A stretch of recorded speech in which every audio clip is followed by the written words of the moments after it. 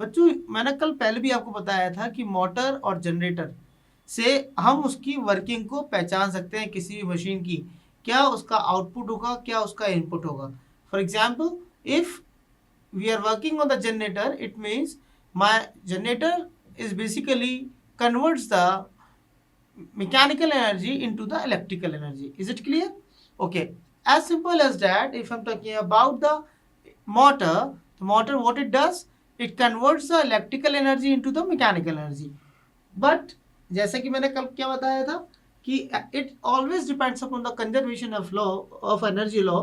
I mean, वो क्या करता है कि वो कहता है कि energy neither be created nor be destroyed, but it can transfer the one form to the another form.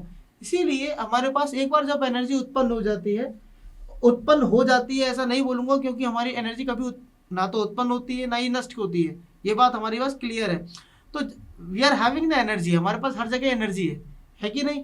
अब मोटर और जनरेटर को यदि मैं उससे एसोसिएट करूं तो मोटर क्या होता है, motor which use to convert the electrical energy into the mechanical energy, whether it may be a DC और द एसी। फॉर एग्जाम्पल, यदि मैं इफ एसी मोटर की बात करूं तो बेटा वो क्या करता है, वो भी यही काम करता है, it converts mechanical energy into the sorry electrical energy into the mechanical energy. But अब देखिएगा, आपका जब आप एसी मोटर की बात कर रहे हैं तो आपका जो इलेक्ट्रिकल एनर्जी है वो कौन सा फॉर्म में होगा, वो डीसी एसी के फॉर्म में होगा, डीसी के फॉर्म में नहीं होगा।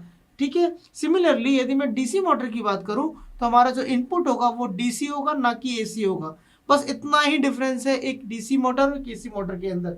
दूसरा डिफरेंस आता है उसकी वर्किंग के ऊपर। मैं वर्किंग आपको बिल्कुल बताऊंगा, अभी डीसी मोटर की बताऊंगा, उसके बाद हम एसी मोटर पढ़ेंगे तो मैं बताऊंगा क्या अलग है, क्या चीज नई आ जाती है जब हम एसी मोटर की बात करते हैं।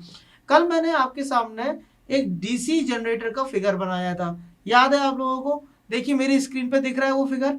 हाँ, इस समय आपको मेरी स्क्रीन पे एक फिगर दिख रहा है, वो कौन सा था, एक डीसी मशीन का था। बिल्कुल है, बिल्कुल डीसी मशीन का फिगर था। अब उसमें क्या दिख रहा है आपको, आपको एक योक दिख रहा है, उसमें आर्मेचर दिख रहा है, आर्मेचर स्लॉट्स दिख रहे हैं, आर्मेचर कंडक्टर दिख रहे हैं, और क्या दिख रहा है आपको जल्दी बताइए। आपको उसके अंदर पोल शू दिख रहे हैं, पोल कोर दिख रहा है, आपको पोल्स दिख रहे हैं बहुत सारे। ठीक है, अब ये मशीन के अंदर, इस मशीन के अंदर मैंने आपको क्या कहा था, it works as a generator और the motor itself. It doesn't matter कि हम इसको अभी से बोलते, तो this is basically a DC machine, right, we can use it as a motor और द जनरेटर। ये बात क्लियर है। चलिए अब आप देखेंगे कि कैसे मोटर की वर्किंग स्टार्ट होती है। मैंने कल क्या बताया था बेटा कि जब हम जनरेटर की बात कर रहे होते हैं तो generator is depends upon the law of Fleming's right hand rule. Fleming's right hand rule पर जनरेटर काम करता है, जबकि जबकि हमारा जो डीसी मोटर है वो बेटा फ्लेमिंग लेफ्ट हैंड रूल्स पर काम करता है। और फ्लेमिंग लेफ्ट हैंड रूल क्या कहता है, आपको मैं बार बार याद नहीं दिलाऊंगा, आपको पता होगा, मैंने पहले भी बहुत सारे रूल्स पढ़ा दिए हैं आपको, कि current carrying conductor, when the current carrying conductor place in the magnetic field it experience the force.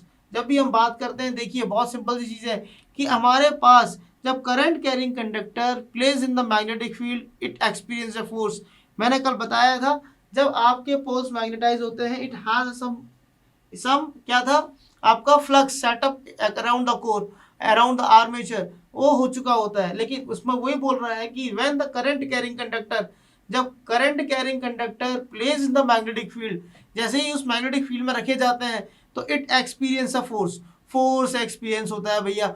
ये रूल को पकड़ लीजिए। तो क्या हो रहा है कि जैसे ही हमारा आर्मेचर के ऊपर जो कंडक्टर्स हैं वो हमारा, देखिए ध्यान दीजिएगा, मैं आपको यहाँ पर एक और तरीके से बता रहा हूँ, थोड़ा सा ध्यान दीजिएगा। सपोज ये आपका क्या है, ये आपका मशीन का व्यू है और ये क्या है आपका आर्मेचर, राइट, और इसके ऊपर यहाँ पर कुछ कंडक्टर्स लगे हुए हैं। अब यहाँ पर आपके हैं पोल, क्या है बेटा यहाँ पर, ये आपका पोल है, ठीक है।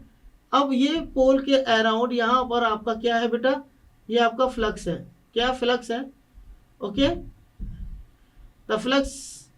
अब देखिए आपको वो क्या बोल रहा है कि when the current carrying conductor, conductor कहाँ है, armature conductors, place in the magnetic field, ये आपका मैग्नेटिक फील्ड है, this is the magnetic field, yes और no, yes. When current carrying conductor place in the magnetic field it experience a force. मतलब जब इसको ऐसे ही अपने करंट कैरिंग कंडक्टर को मैग्नेटिक फील्ड में रखते हैं तो एक फोर्स लगता है, फोर्स लगेगा, वो फोर्स क्या करता है, it can be either in the clockwise direction और the anticlockwise direction, it is depend upon the direction of the rule ना। फ्लेमिंग लेफ्ट हैंड रूल की बात कर रहे हैं ना, फ्लेमिंग लेफ्ट हैंड रूल क्या कहता है, पता है ना, एमएफसी याद है, मदर फादर चिल्ड्रन से आपने बिल्कुल अच्छी तरह से उसका करंट का डायरेक्शन, फ्लो फोर्स का डायरेक्शन निकाल सकते हैं ना, वो सब चीजें बिल्कुल। अब आप देखेंगे इसके अंदर जब डायरेक्शन ऑफ फोर्स हम निकालते हैं, क्योंकि लेफ्ट हैंड रूल है, डायरेक्शन ऑफ फोर्स निकालना है, ये तो क्लियर है ना। तो it experience a force has the current moves in the direction of force. जो कंडक्टर्स है वो कहाँ मूव करेंगे, जहां पर फोर्स का डायरेक्शन लग रहा है, जहां फोर्स का डायरेक्शन होगा वहीं पर कंडक्टर मूव करेगा। अब आपने एक चीज पढ़ा है, व्हेन द फोर्स इज, देखिए मैं एक बार बता रहा हूं आपको, फोर्स क्या कर रहा है, when the force is applied in certain direction, जब कोई फोर्स किसी डायरेक्शन में अप्लाई होता है तो क्या बन जाता है वो, टॉर्क। क्या बन जाता है, टॉर्क। टॉर्क क्या होता है सर, टॉर्क होता है force into perpendicular distance. Clear है ये बात। चलिए अब फोर्स का फॉर्मूला क्या होता है, फोर्स का फॉर्मूला भी आपको पता है बेटा, फोर्स क्या होता है, बी आई एल कितना होता है भैया, ये आपका इतना न्यूटन होता है फोर्स। अब आप देखेंगे इसके अंदर मैंने आपको फोर्स बता दिया, फोर्स जब किसी डायरेक्शन में लगेगा तो टॉर्क उत्पन्न करेगा, टॉर्क पैदा हो जाएगा। टॉर्क क्या होता है भैया, आघूर्ण है। टॉर्क क्या है, इसको हम क्या बोलते हैं, आघूर्ण। जब हिंदी में इसको आघूर्ण बोलते हैं, जब ये पैदा हो जाता है तो क्या करेगा भैया, it tries to rotate the armature, armature को घुमाने की कोशिश करेगा। जब ये आर्मेचर हमारा मूव होना चालू होगा तो क्या होगा भैया, जैसे ये चालू होगा तो आप शाफ्ट से उसका मैकेनिकल वर्क ले सकते हैं। बस इतना सा कॉन्सेप्ट है, इसको ध्यान से रखिए, इस पेरीफेरी को समझ लीजिए। If someone ask you what about the principle of the DC motor, तो you can say the motor principle is basically depends upon the Fleming left hand rule, which may be और which is like क्या हो सकता है, when the current carrying conductor place in the magnetic field it experience the force.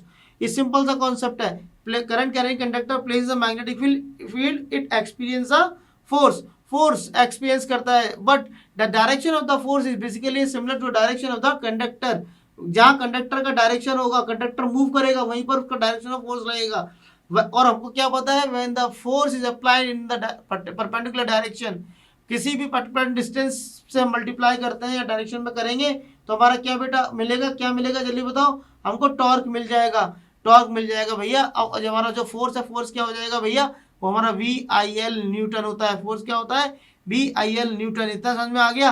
अब torque यदि कोई पूछता है बेटा व्हाट इज टॉर्क, तो टॉर्क क्या बोलेंगे, torque is a product of, it is a product of force and the perpendicular distance, force into perpendicular distance, it is a product of the force and the perpendicular distance, this is the torque।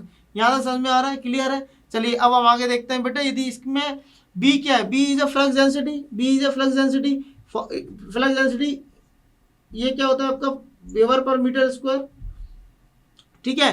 और इसके आगे यदि हम देखेंगे तो I क्या है, I is a current, I क्या, what is I, I is a current, current flowing through the conductor, that is called the I। And L क्या भैया, length of the conductor, conductor की लेंथ है, conductor की length है। तो I hope ये clear हुआ प्रिंसिपल, ये क्लियर हो गया।